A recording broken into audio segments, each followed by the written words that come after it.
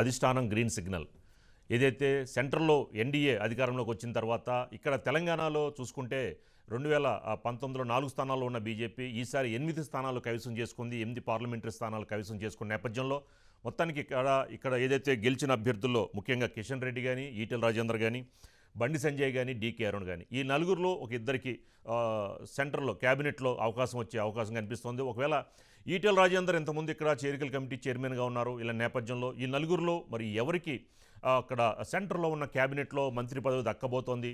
మరి ఇక్కడ తెలంగాణలో కూడా ఒక పార్టీ మరింత పటిష్టంగా ముందుకు తీసుకువెళ్లాలంటే ఎవరికి అవకాశం ఇస్తే బెటరు, ఎవరికి అవకాశం ఇస్తే పార్టీ ఇంకా మరింతగా పటిష్టంగా రేపు రాబోయే ఎన్నికల్లో మరి బీజేపీ కూడా మరింతగా గట్టిగా ముందుకు వెళ్ళాలి, కాంగ్రెస్ని ధీటుగా ఎదుర్కోవాలి అంటే ఎవరికి ఇస్తే ఒక సెంట్రల్ క్యాబినెట్లు ఎవరికి ఇస్తే ఇక్కడ లోకల్లో ఒక దీనికి సంబంధించిన ఇక్కడ రాష్ట్ర అధ్యక్ష బాధ్యతలు ఎవరికి ఇస్తే బాగుంటుందన్న వేలో భాగంగా దాని మీద కూడా క్యాబినెట్ కసరత్తు చేస్తున్నట్టు తెలుస్తోంది. దీనిపైన మరింత సమాచారం మా తెలంగాణ బ్యూరో చీఫ్ సుధాకర్ అందిస్తారు.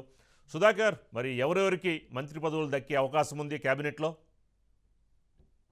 రాజు, కేంద్రంలో ఎన్డీఏ ప్రభుత్వం కొలువుదీరబోతుంది. పార్లమెంటరీ పార్టీ నేతగా నరేంద్ర మోడీ ఎంపిక ఇవాళ పూర్తయింది కాబట్టి కేంద్ర మంత్రివర్గంలో ఎవరెవరు ఉండబోతున్నారు? తెలంగాణ రాష్ట్రం నుంచి భారతీయ జనతా పార్టీ గతంలో ఎన్నలేని విధంగా 8 పార్లమెంటు స్థానాలను గెలుచుకున్నది కాబట్టి 8 పార్లమెంటు స్థానాల్లో గెలిచిన వారందరూ కూడా హెమా ఎమ్మెల్యేగానే ఉన్నారు. ఒకరు రాష్ట్ర అధ్యక్షునిగా కేంద్ర మంత్రిగా ఉన్న కిషన్ రెడ్డి అయితే, మరొకరు జాతీయ ప్రధాన కార్యదర్శిగా ఉన్న బండి సంజయ్, ఇంకొకరు జాతీయ ఉపాధ్యక్షురాలిగా ఉన్న డీకే అరుణ, అదేవిధంగా ఈటెల రాజేందర్ చేరికల కమిటీ చైర్మన్. ఈ నలుగురు కూడా చాలా ముఖ్యమైన నాయకులుగా ఉన్నారు. దీంతో పాటు రఘునందన్ రావు ఫైర్ బ్రాండ్ గా ఉన్నారు. అదేవిధంగా కొండ విశ్వేశ్వర రెడ్డి ఉన్నారు. దీంతో పాటు నగేష్ ఉన్నారు. ఇలా ఎవరు చూసినా కూడా భారతీయ జనతా పార్టీ నుంచి 8 మంది ఎంపీలుగా గెలిస్తే 8 మంది చాలా ఉద్దండులు, రాజకీయ ఉద్దండులు. ఇందులో ఎవరిని కేంద్ర మంత్రివర్గంలో తీసుకుంటారు, ఎవరు సహాయ మంత్రులుగా ఉంటారు, ఎట్ ది సేమ్ టైం కేంద్ర మంత్రివర్గంలో స్థానంతో పాటు రాష్ట్ర అధ్యక్ష పదవి కూడా ముడిపడి ఉంది. కాబట్టి దీనికి సంబంధించి భారతీయ జనతా పార్టీ ఇప్పటికే కసరత్తు ప్రారంభించింది. ఇవాళ పార్లమెంటరీ పార్టీ నేతగా నరేంద్ర మోడీ ఎంపికైన నేపథ్యంలో రేపంతా కూడా కేంద్ర మంత్రివర్గ కూర్పు పైన చర్చ జరిగే అవకాశం స్పష్టంగా కనిపిస్తుంది. అందులో తెలంగాణ రాష్ట్రం నుంచి చాలా క్లియర్ గా ఇప్పటికే కేంద్ర మంత్రిగా రాష్ట్ర అధ్యక్షుడు ఉన్న కిషన్ రెడ్డికి మరోసారి కేంద్ర మంత్రివర్గంలో చోటు దక్కుతుందని ఒక చర్చ జరుగుతుంది. దీంతో పాటు బండి సంజయ్ని, అదేవిధంగా డీకే అరుణ, మహిళా కోటలో డీకే అరుణను తీసుకునే ఛాన్స్ ఉన్నట్టుగా తెలుస్తుంది.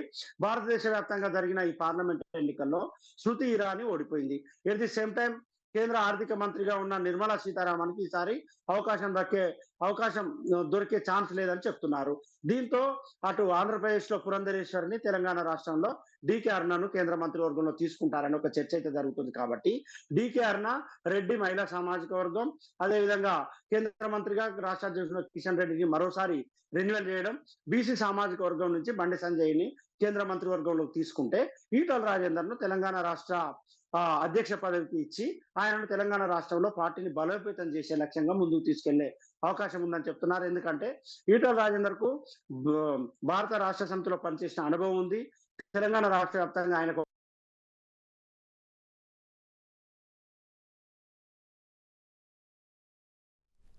సుధాకర్, మీ వాయిస్ మీట్లో చూడండి.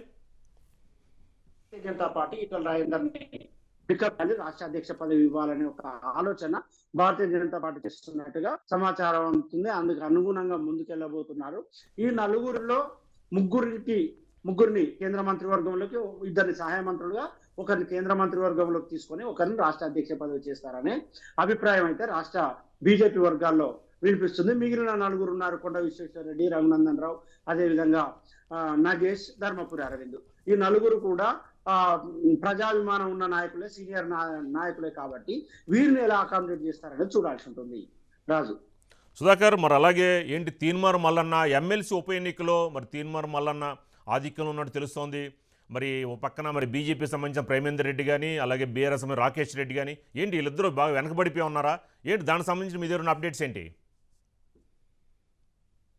ఉమ్మడి నల్గొండ, ఖమ్మం, వరంగల్ పట్టభద్రుల ఎమ్మెల్సీ కౌంటింగ్ అనేది ఇవాళ 3వ రోజు కొనసాగుతుంది. మొదటి రోజు కేవలం పోలైన ఓట్లను బండిల్స్ కట్టడమే సరిపోయింది. ఆ రోజు మొదటి రోజు రాత్రి నుంచి మొదటి ప్రాధాన్యత ఓట్లను లెక్కించడం మొదలు పెట్టారు. మొత్తం 4 రౌండ్లలో మొదటి ప్రాధాన్యత ఓట్లను లెక్కించారు.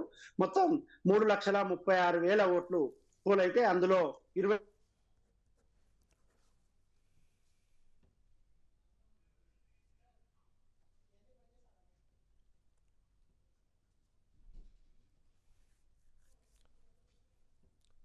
సుధాకర్.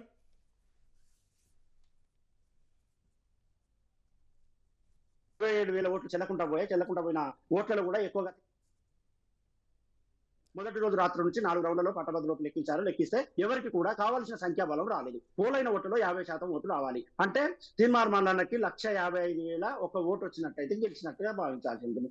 లేకుంటే రాకేష్ రెడ్డి రెండో స్థానం ఉన్నాడు కాబట్టి ఆయనకు 1,55,000 ఒక ఓటు వస్తే ఆయన గెలిచినట్టుగా భావించాల్సి ఉంటుంది. ఇలా మొదటి ప్రాధాన్యత ఓటులో ఎవరు గెలవకపోవడంతో ఎలిమినేషన్ ప్రక్రియను ప్రారంభించారు. మొత్తం 52 మంది పోటీ చేశారు కాబట్టి 52వ అభ్యర్థి నుంచి ఎలిమినేషన్ ప్రక్రియను ప్రారంభించి ఇప్పుడు 48 మంది ఎలిమినేషన్ అనేది పూర్తయింది.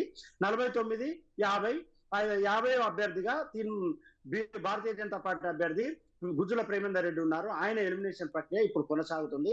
ఆయన ఎలిమినేషన్ పూర్తి అయిన తర్వాత కూడా 1,55,000 ఒక ఓటు వచ్చే పరిస్థితి లేదు కాబట్టి అప్పుడు డిక్లేర్ చేస్తారు. మామూలుగా గెలిస్తే ఎవరైతే ఉన్నారో వారు గెలిచినట్టుగా ప్రకటిస్తారు. కానీ ఇక్కడ ప్రకటించినట్టుగా కాకుండా డిక్లేర్ చేసే అవకాశం ఉంది. ఎందుకంటే 50వ అభ్యర్థి గుజ్జుల ప్రేమేందర్ రెడ్డి ఎలిమినేషన్ అనేది ఇప్పుడు జరుగుతుంది. గుజ్జుల ప్రేమేందర్ రెడ్డి ఎలిమినేషన్ అయినాక కూడా తీన్మార్ మల్లన్నకు కావాల్సిన సంఖ్యాబలం రావట్లేదు. ఎట్ ది సేమ్ టైం ఏనుగు రాకేష్ రెడ్డికి సంబంధించిన బీఆర్ఎస్ అభ్యర్థి ఆయనకు కూడా సంఖ్యాబలం రావట్లేదు. రాని కారణంగా ఒకవేళ చేస్తే ఏనుగు రాకేష్ రెడ్డి ఎలిమినేషన్ చేస్తారు. ఏనుగు రాకేష్ రెడ్డిని ఎలిమినేషన్ చేస్తే గెలిచినట్టుగా తీన్మార్ మల్లన్నను భావించాల్సి ఉంటుంది. కాబట్టి ఉమ్మడి నల్గొండ, ఉమ్మడి ఖమ్మం, ఉమ్మడి వరంగల్ పట్టభద్రుల ఎమ్మెల్సీగా తీన్మార్ మల్లన్న ఎంపిక అంటే గెలుపు లాంఛనంగానే చెప్పవలసి ఉంటుంది. సాంకేతిక పరమైన అంశాలను చూసి నల్గొండ జిల్లా కలెక్టర్ ఆయన గెలుపును మరికొద్దిసేపట్లో ప్రకటించే అవకాశం ఉంది. ఇప్పటికే కాంగ్రెస్ పార్టీకి సంబంధించిన శ్రేణులు తీన్మార్ మల్లన్నకు సంబంధించిన అభిమానులందరూ సంబరాలు చేసుకుంటున్నారు. అక్కడ ఒక రకంగా సంబరాలు కొనసాగుతున్నాయి. కాబట్టి సాంకేతిక పరమైన అంశాలను క్లియర్ చేసి ఆ జిల్లా కలెక్టర్ మరికొద్దిసేపట్లో తీన్మార్ మల్లన్నను ఉమ్మడి పట్టభద్రుల ఎమ్మెల్సీగా ఆయనను ప్రకటించే అవకాశం ఉంది. రాజు.